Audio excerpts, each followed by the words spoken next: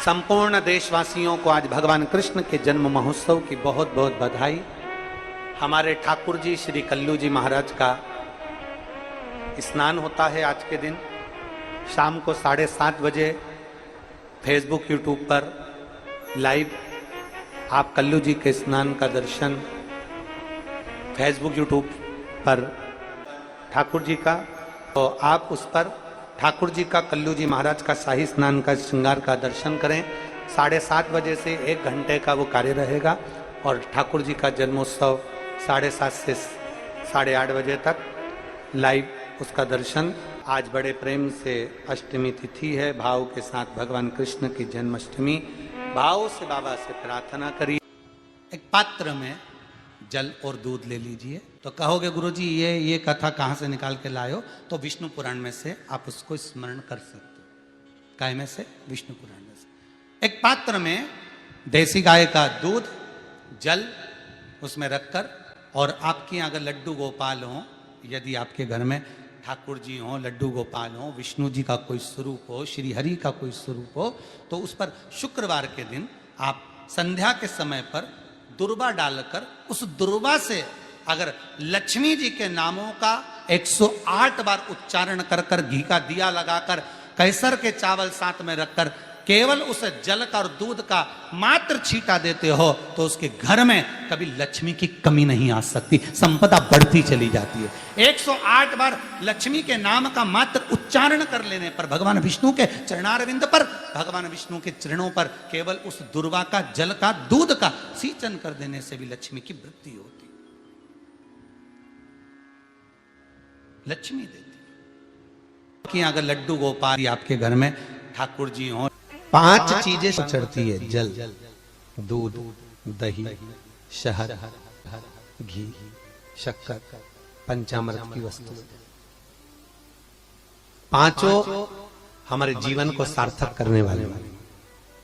दूध भक्ति का प्रतिबिंब है। हमारे घर से रोग, बीमारी, तकलीफ को दूध चढ़ाते ही वो रोग बीमारी समाप्त होने लगती। दही, हमारे परिवार अगर टूट रहा है, हमारा परिवार अगर टूटने की कतार पर है, 2 बेटे 3 बेटे वो भी आपस में झगड़ रहे हैं, माता पिता आपस में झगड़ रहे हैं, बेटे बहुएं आपस में झगड़ रहे हैं, तो दही शिव को जो चढ़ाया जाता है ये परिवार को जोड़ने का काम करता है। शहद ये व्यक्ति के जीवन को, समृद्धि को बढ़ाने का प्रयास करता है। घृत, घी, हमारे घर में किसी की चिड़चिड़ वृत्ति हो तो उसको समाप्त करने का कार्य करता है। शक्कर, मिष्ठान, ये इसलिए चढ़ाया जाता है, हमारी जिंदगी में ना जाने कितनी रुकावटें आई, पर मिष्ठान की तरह वो जीवन हमारा सार्थक होता चले जाए। पंचामृत और चरणामृत दोनों को लेने का तरीका भी अलग अलग है। आप लोग लेते हैं, कभी मंदिर जाते हैं, पंचामृत चरणामृत, सत्यनारायण की कथा करवाओ, देवी जी के मंदिर में चौकी करवाओ, कुछ भी पूजन पाठ होती है तो चरणामृत और पंचामृत दोनों मिलता है। आप लोग लेते होंगे। जब पंचामृत दिया जाता है तो लेने वाले को भी सोचना चाहिए कि किस तरह से लेना है। जब पंचामृत दूध, दही, शहद, घी, शक्कर जो मिला हुआ रहता है उसको जब हम लेते हैं तो उसको लेने के बाद में अपने हाथ को हम हृदय से लगाते हैं। किस चीज को लेने के बाद? जम के बोलो। पंचामृत, चरणामृत नहीं। पंचामृत लेने के बाद हाथ को हम हृदय से लगाते हैं। और चरणामृत अर्थात किसी मंदिर में गए, तुलसी जी पड़ी हुई है जल के अंदर और वो पंचपात्र में जल जो रखा हुआ है वो चरणामृत है। उस चरणामृत को जब हम लेते हैं तो उस जल को लेने के बाद में हम अपने हाथ को हृदय से नहीं लगाकर अपने मस्तक से लगाते हैं। उसका कारण क्या है? उसका केवल एक कारण है कि पंचामृत लेने के बाद हमने जो हाथ को हृदय से लगाया उसका कारण केवल इतना सा है कि भगवान के स्नान की झांकी का दर्शन हमारे हृदय में बैठ जाए। और चरणामृत लेने के बाद जो हमने हाथ को सिर पर लगाया उसका कारण केवल इतना सा है कि भगवान के चरणारविंद का जल जब हमारे मस्तक पर चढ़ेगा तो हम जैसे पापियों का भी उद्धार अपने आप हो। दोनों को लेने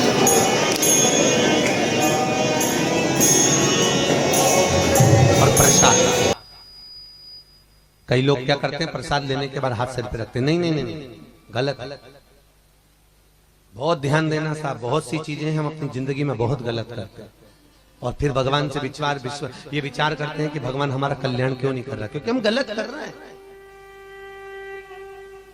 हम गलत धारण कर रहे हैं। सुंदर चरित्र कहा, लक्ष्मी आती ही नहीं, बहुत कष्ट है, जमीन जायदाद पड़ी बिक नहीं रही, तो एक काम करना, इतना दुख अगर आपके जीवन में है, तुलसी की लकड़ी, पहले से तुलसी आपके घर में अगर सूखी हो, तुलसी सूख गई हो, तो उसकी जो लकड़ी होती है, उस लकड़ी का 7 लकड़ी का बंडल बनाकर दीप बना लो। लकड़ी का दीप मतलब लकड़ी पतली पतली डालियों को लेकर कच्चे सूत से उसको बांध दो और बांधकर घी में डुबक दो।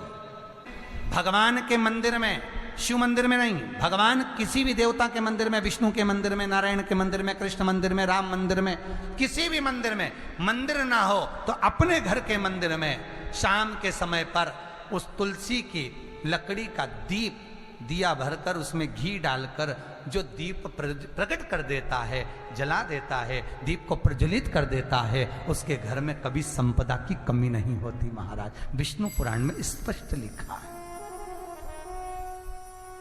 इसलिए शायद कहा जाता है कि भगवान को सर्वश्रेष्ठ कौन सा चंदन अच्छा लगता है। आपको पहले भी कथा में कहा, आगरा की कथा अगर किसी ने सुनी होगी तो उसमें वर्णन किया, भगवान को सर्वश्रेष्ठ चंदन कौन सा, भगवान को सर्वश्रेष्ठ चंदन कौन सा प्रिय है, वो कौन सा चंदन है जो भगवान विष्णु को लगाएं, राम को लगाएं, कृष्ण को लगाएं, वो कौन सा चंदन है जो श्री हरि को लगाया जाए। तो जीते जी भगवान विष्णु एक बार गले लगाते हैं, उसको कहते हैं हरि चंदन। कौन सा चंदन है? हरि चंदन। हरि चंदन बाजार में नहीं मिलेगा, हरि चंदन आपको बनाना पड़ेगा। कैसे बनाना है?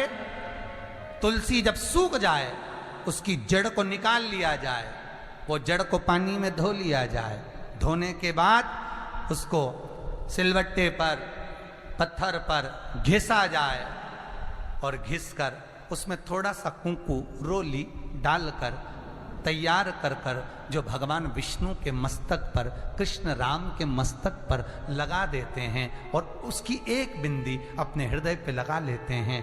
जीते जी भगवान एक बार उसको गले लगाते ही हैं। हरि चंदन प्रियता। भगवान विष्णु ने जाते हुए शिव बाबा को देखा, शंकर भगवान से, भगवान नारायण ने कहा आप कुछ कहेंगे नहीं? भगवान शंकर कहते हैं नारायण चिंता मत करो, ये बद्रिकाश्रम में जो आएगा चने की दाल चढ़ा कर जाएगा, चने की दाल को मंदिर के पीछे बैठकर ओम नमः शिवाय बोलकर जो नारायण को समर्पित करेगा, उसके मनवांचित फल को मैं 3 महीने में पूरा कर दूंगा, उसके मन की कामना को मैं 3 माह में पूर्ण कर दूंगा। आज भी नियम है, चने की दाल को लेकर जाते हैं, बद्रिकाश्रम के मंदिर के पीछे बैठकर चने की दाल को लेकर ओम नमः शिवाय का जाप करते हैं। 7 बार ओम नमः शिवाय बोलकर चने की दाल वापस घूमकर भगवान विष्णु को समर्पित करी जाती है, तो 3 महीने में मनोकामना पूरी हो जाती है। उस चने की दाल का इतना प्रमाण है। अष्टमी पड़ेगी, जन्माष्टमी, और भगवान कृष्ण का महोत्सव लोग मनाएंगे, जन्माष्टमी भी मनाएंगे, आप और हम भी मनाएंगे, खूब जन्मोत्सव भी हो पड़ेगी। पर क्या श्रीमद् भागवत कथा कहती है, क्या भगवान कृष्ण का जन्म केवल जन्मोत्सव एक ही दिन मनाना चाहिए? श्रीमद् भागवत कथा में वेद व्यास जी वर्णन करते हैं, सुखदेव जी महाराज राजा परीक्षित से कहते हैं कि भगवान कृष्ण का जन्मोत्सव तो अपने दिल में रोज मनना चाहिए कि आज मेरा कृष्ण मेरे हृदय में प्रकट हुआ है, आज मेरा कृष्ण मेरे हृदय में प्रकट हुआ है, आज मेरा कृष्ण मेरे नगर में प्रकट हुआ है, आज मेरा कृष्ण मेरी रोमावली में प्रकट हुआ है, आज मेरा कृष्ण मेरी चित्तवृत्ति में प्रकट हुआ है, आज मेरा कृष्ण मेरे नैनों में प्रकट हुआ है, आज मेरा कृष्ण मेरी श्रवण शक्ति में प्रकट हुआ है, आज मेरा कृष्ण मेरी श्वासों में प्रकट हुआ है, आज मेरा कृष्ण मेरे हृदय में, मेरे चित्त में, मेरी वृत्ति में प्रकट हुआ। केवल साल में एक दिन भगवान कृष्ण का जन्मोत्सव नहीं, रोज प्रतिदिन अपने भीतर भगवान के प्रागट्य का जन्मोत्सव होना चाहिए। तन्नता अगर सीखना है तो मेरे भगवान कृष्ण से सीखो, जिनकी सग्गी बुआ का लड़का 99 गाली दे देता है। सीखना है तो भगवान कृष्ण से सीखो, जिनकी सग्गी बुआ का लड़का 99 गाली दे रहा है और भगवान कृष्ण के चेहरे पर सल नहीं है और वो मुस्कुरा रहा है।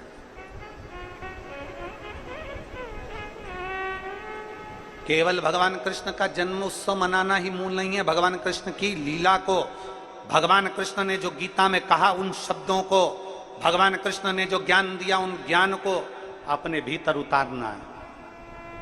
99 गाली भगवान कृष्ण के बुआ के लड़के ने दे दी और भगवान कृष्ण के चेहरे पर सल नहीं था, मुस्कुरा रहे थे और 100 गाली पूरी हुई और उस बुआ के लड़के का सिर कट जाता है। भगवान कृष्ण की कथा कहती है, दुनिया के लोगों को गालियां देने दो, ताने कसने दो, अपशब्द कहने दो, तुम अपने चेहरे की स्माइल खत्म मत होने देना। जैसे मेरी बुआ के लड़के का सिर कटा, एक दिन उसका भी कट जाएगा।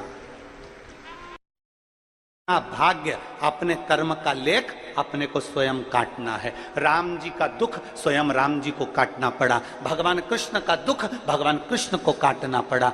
संसार में जरा विचार करिए कि कितना कितना संसार में दुख आया। मेरे राम जी, मेरे भगवान कृष्ण का भी नियम था, शिव की आराधना करे बिगर मेरे भगवान कृष्ण भी जल को ग्रहण नहीं। शिव आराधना मूल है, शिव आराधना। शिव की आराधना बिना कुछ भी नहीं, कुछ नहीं। चल रहा था कि अपने अपने बच्चों को, भगवान कृष्ण का जन्मदिन है, भगवान कृष्ण का जन्मोत्सव है, तो अपने अपने बच्चों को भगवान कृष्ण की ड्रेस पहना। आज एक मैसेज चल रहा था, आज एक मैसेज चल रहा था कि अपने अपने बच्चों को भगवान कृष्ण की ड्रेस पहना। पर हमारा तो इतना कहना है कि अपने बच्चों को भगवान कृष्ण की ड्रेस पहनाए ना पहनाए, पर इतना जरूर करें, अपने घर के बच्चों को भगवान कृष्ण जैसा एक संस्कार जरूर दें। जैसे उन्होंने द्रौपदी की लाज बचाई, ऐसी सबकी लाज बचाते रहे। आप ड्रेस पहनाएं ना पहनाएं, पर अपने बच्चों को ये ज्ञान जरूर दें कि उन्होंने जैसे गीता का ज्ञान देकर संपूर्ण विश्व का कल्याण किया है, गीता का ज्ञान देकर संपूर्ण विश्व का उद्धार किया है, गीता का ज्ञान देकर संपूर्ण विश्व का कल्याण किया, ऐसा गीता का ज्ञान आपके बच्चे भी प्रदान करें। आप अगर विश्वास रखे हो,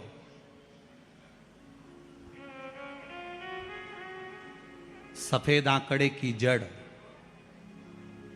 जिस नारी का संतान नहीं हो, गर्भ नहीं ठहरा हो, सफेद आंकड़े की जड़, जिस देव अधिदेव महादेव की कथा जिस तुम्बरुका जी ने श्रवण कराई है, शंकर भगवान जिनके सामने बैठकर शिव पुराण की कथा सुन रहे हैं, उन तुमरुका जी का नाम लेकर शिवलिंग पे से 21 बार घुमाकर मंदिर में ही कमर पर 7वें दिन रजस्वला धर्म के जो बांध लेता है और एक पीपल का पत्ता अवधूतेश्वर महादेव का नाम लेकर शंकर पर चढ़ाकर उसको गाय के दूध में उकाल कर रात्रि को दोनों पति पत्नी अगर पीकर सोते हैं, 3 महीने में भगवान भोलेनाथ उसकी गोद भर देते हैं। ये शिव, वो एक व्रत होता है ना, माताएं करती है संतोषी माता का, उसमें क्या नहीं खाते हैं, जम के बोलो, खटाई नहीं खाते।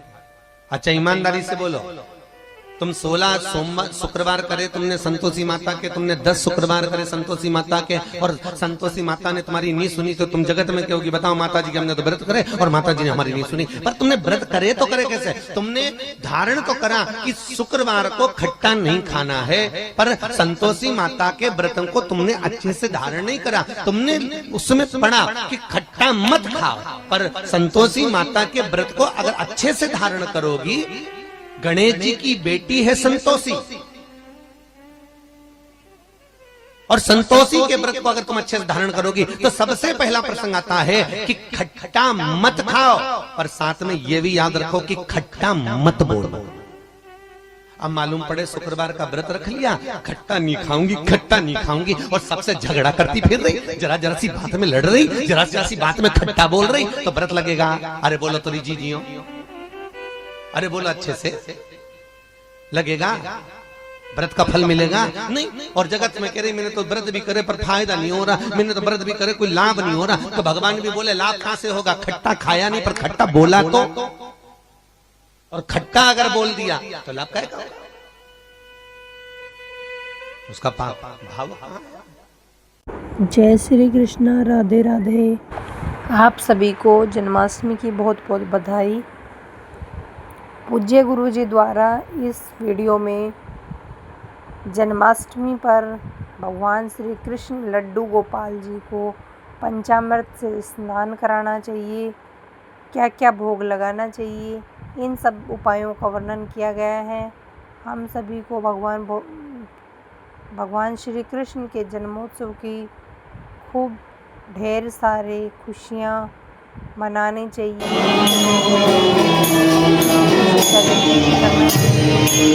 लड्डू गोपाल को सुंदर वस्त्रों से, सभी प्रकार की मिठाइयों से भोग लगाना चाहिए,